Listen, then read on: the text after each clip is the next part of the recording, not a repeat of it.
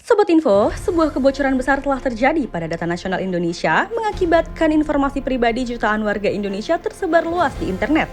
Kejadian ini diungkapkan oleh Otoritas Keamanan Siber Nasional setelah serangkaian investigasi intensif.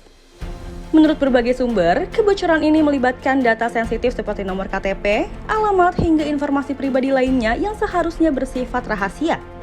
Data ini ditemukan tersebar di forum-forum gelap di internet, dijual belikan oleh pelaku kriminal cyber.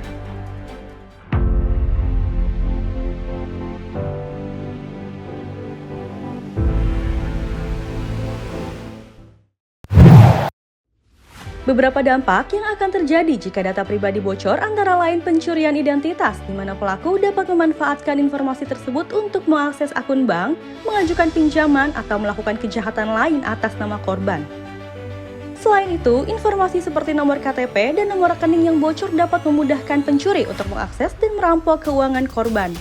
Keamanan data nasional adalah tanggung jawab bersama yang melibatkan berbagai pihak termasuk pemerintah, sektor swasta, dan masyarakat.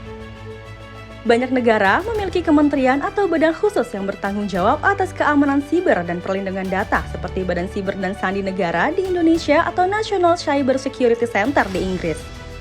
Pemerintah bertanggung jawab untuk membuat dan menegakkan undang-undang serta regulasi terkait keamanan data dan perlindungan privasi seperti GDPR di Uni Eropa atau CCPA di California. Melalui lembaga penegak hukum, pemerintah menangani pelanggaran keamanan data dan cybercrime, memastikan bahwa pelaku dihukum sesuai dengan hukum yang berlaku.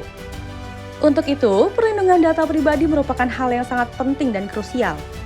Kelalaian pemerintah yang menyebabkan peretasan tersebut bisa terjadi merupakan hal yang sangat serius dan wajib mendapatkan perhatian dari jutaan masyarakat Indonesia. Peretasan data tersebut berpotensi besar akan disalahgunakan oleh pihak-pihak yang tidak bertanggung jawab. Dengan adanya banyak data yang dimiliki oleh masyarakat Indonesia, terdapat pula tantangan besar dalam hal pengelolaan dan perlindungan datanya.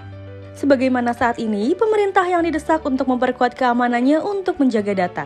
Berangkat dari hal ini, pemerintah perlu didukung oleh perusahaan BUMN dalam mengelola data pribadi dari awal hingga akhir, termasuk pengembangan dan pemeliharaan sistem softwarenya.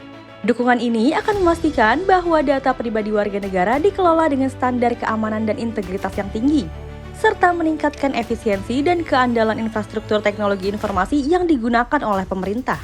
Dengan kapabilitas dan sumber daya yang dimiliki BUMN, negara dapat lebih efektif dalam melindungi data pribadi warganya dan mengoptimalkan penggunaan teknologi untuk pelayanan publik. Hal ini juga sejalan sebagaimana badan usaha milik negara atau BUMN memainkan peran penting dalam menjalankan salah satu hak istimewanya sebagaimana tercantum dalam Pasal 51 Undang-Undang Nomor 5 Tahun 1999 tentang larangan praktek monopoli dan persaingan usaha tidak sehat. Pasal tersebut memberikan hak istimewa bagi BUMN untuk menjalankan kegiatan yang berkaitan dengan pelayanan publik atau menguasai hajat hidup orang banyak. Salah satu peran yang dapat dilakukan adalah BUMN yang bergerak di bidang teknologi informasi seperti PT Telekomunikasi Indonesia atau Telkom, dapat memanfaatkan infrastruktur dan keahliannya untuk memperkuat sistem keamanan data nasional. Ini termasuk meningkatkan enkripsi data, memperkuat firewall, dan menerapkan protokol keamanan yang lebih ketat.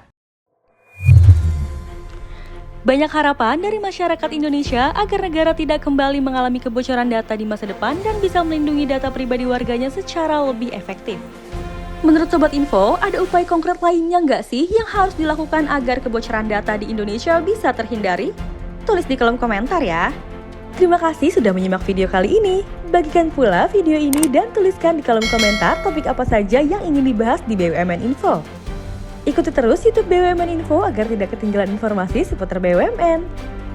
Kunjungi pula news portal www.bumn.info dan ikuti media sosial lainnya.